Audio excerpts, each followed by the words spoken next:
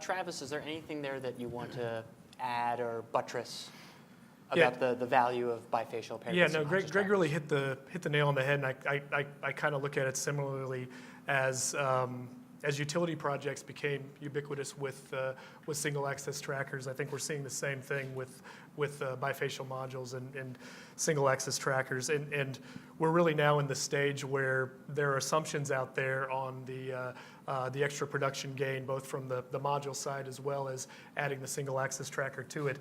Now it's taking this testing that we're doing, taking real world data and applying that both to modeling as well as to how you optimize your specific tracker to work with bifacial modules and get as much energy production as you can, but at the same time taking a smart approach to customizing a tracker around bifacial so that you're not eating up that extra energy production by adding complexity to the tracker, complexity to the constructability or overall cost of the system. Can you give an example? Sure. I think we'd all agree that, or it's scientifically proven that the taller your tracker is, the more production gain that you would get from a bifacial module. However, like with anything, there's a law of diminishing returns that as you raise a tracker height, your piles get more expensive, more steel, more expensive to ship the product, more expensive to install a tracker when it's taller above your head or using ladders. So you really have to look at with trackers, ensuring that it pencils out with bifacial and that extra production that you're getting is not taken away by an overly complex tracker system.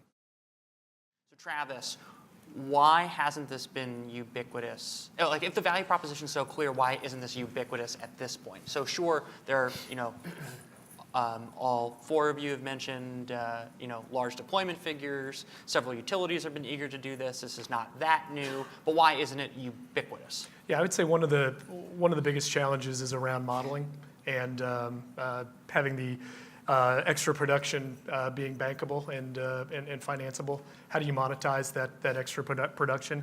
Challenges around modeling include albedo for one, which is very site specific, the different modules, the module technologies, and how they perform. So one of the challenges that we've had as a tracker company is taking the real world data that we've gained from our different collective test sites. We're all either working with third-party labs or testing our own systems with different bifacial modules.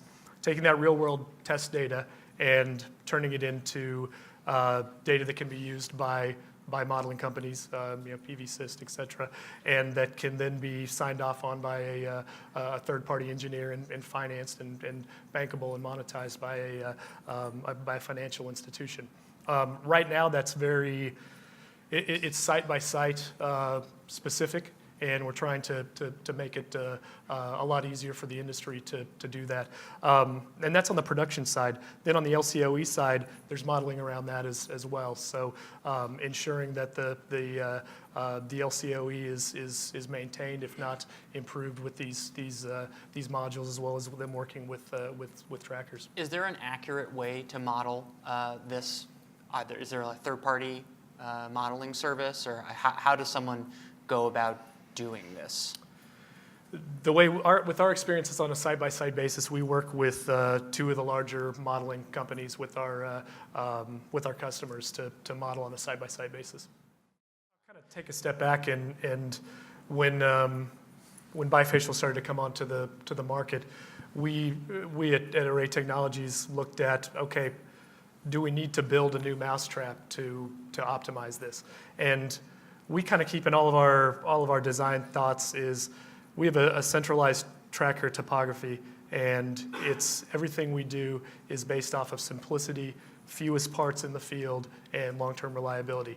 And so as we designed around bifacial and maximizing bifacial production, we wanted to ensure that we weren't throwing the baby out with the bathwater. We didn't want to make an overcomplicated system just to get the extra production, but on the backside there'd be diminishing returns and it wouldn't pencil out. So from a systems approach, that's really the way we looked at it, is ensuring that our tracker design penciled, ensuring that we were looking at the laws of diminishing returns, and ensuring that we were getting the maximum bang for the buck on production versus cost on the tracker system, and then at the same time not adding complexity to what we consider a very simple system in the field.